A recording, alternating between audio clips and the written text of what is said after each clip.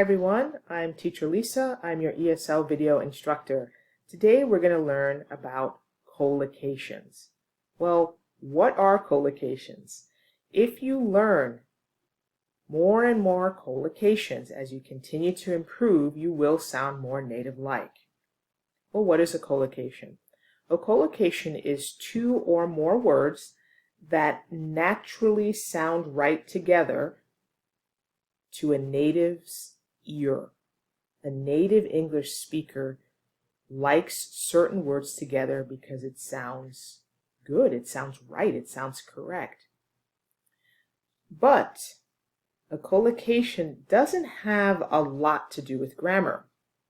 Let me give you an example of a collocation. You'll see why, and you'll see why they can be a little bit challenging for non-native English speakers. So I want to tell you, class, that I like strong coffee. I like strong coffee, that nice dark roast. That is a collocation. We like the word strong with coffee. To a native English speaker, it sounds correct. That's how we describe coffee. If you said, Lisa, I like hard coffee, is that correct? Grammatically, sure. You can say, I like hard coffee. However, it is not the proper collocation or the acceptable way to describe coffee. We like the word strong with coffee. So if you say, I like hard coffee, we could probably figure out what you mean, but to a native English speaker, it just sounds wrong. So you can see why this is challenging for a non-native English speaker to learn these collocations, these everyday expressions, these words that we like together. There's no rule for them, and that's what's challenging. There's no grammar rule. So if you say, Lisa, why do we have strong with coffee? Why can't I say hard coffee? It's because there is no grammar rule. The English language just says so, that we like to put certain words together because it sounds more natural. So if you can learn more and more collocations and use them in your everyday speech, you will sound more native-like. So let's do a few examples. I'm going to take a few examples from this book, English for Everyone, Level 4.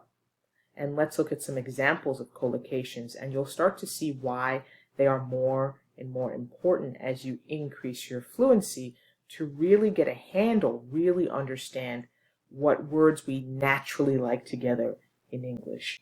So let's begin. So using collocations, here we have the definition once again of collocations. There are pairs or groups of words that naturally go together and sound right to experienced users of a language. That is why I say if you can use more and more collocations, using them in your own speech, understanding them, you sound more native-like. Let's look at the first example here. This is correct. He has a low opinion of the film.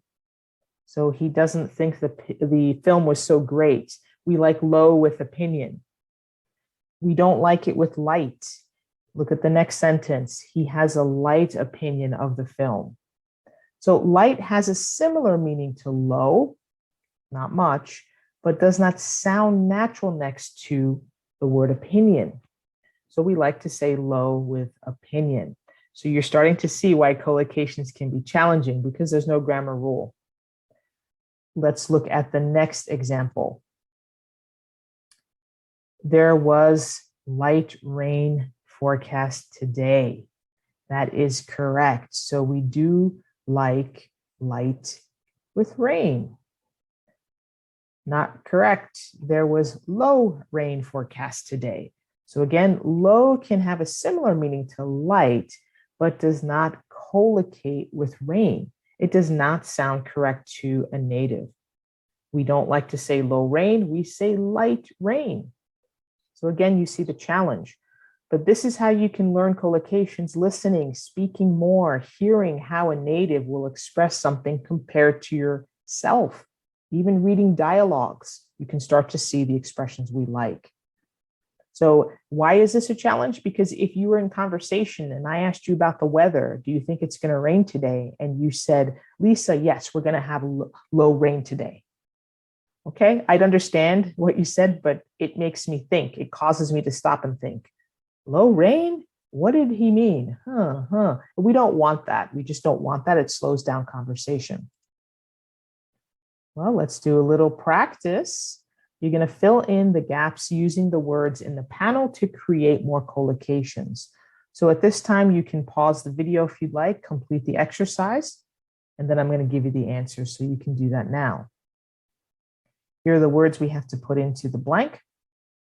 Close, career, went, do, happily, memories, clearly, and remember. The first one is done for us. It is extremely unlikely that there will be a happy ending. So we like the word unlikely with extremely. Okay, so let's look at the next one. She doesn't have any family left, only an uncle. What word could we use? Close family. She doesn't have any close family. Number 2, sometimes the only solution is to your best and hope. Do your best and hope. So we don't say make your best or accomplish your best. We like to say do your best.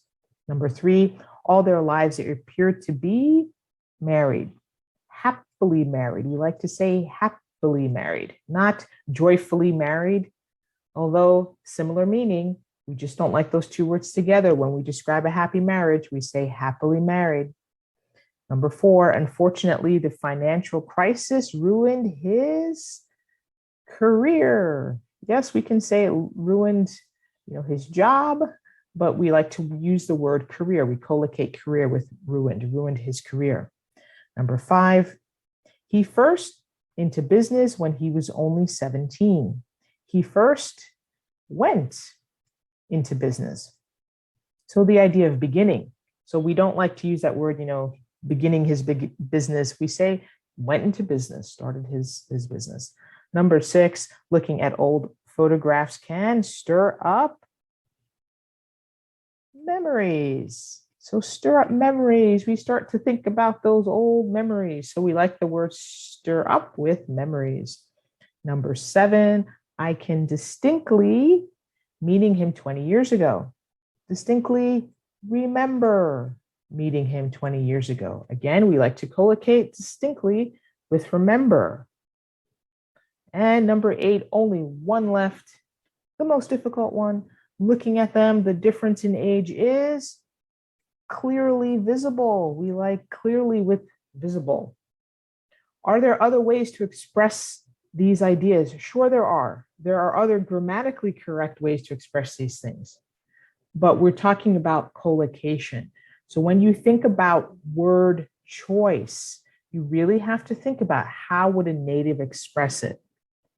And again, there's completely different words I can use to convey or give the same idea, but are they natively correct? Do you sound native-like? And that's really the goal with collocations, what's acceptable, how to express certain things. See you in the next video.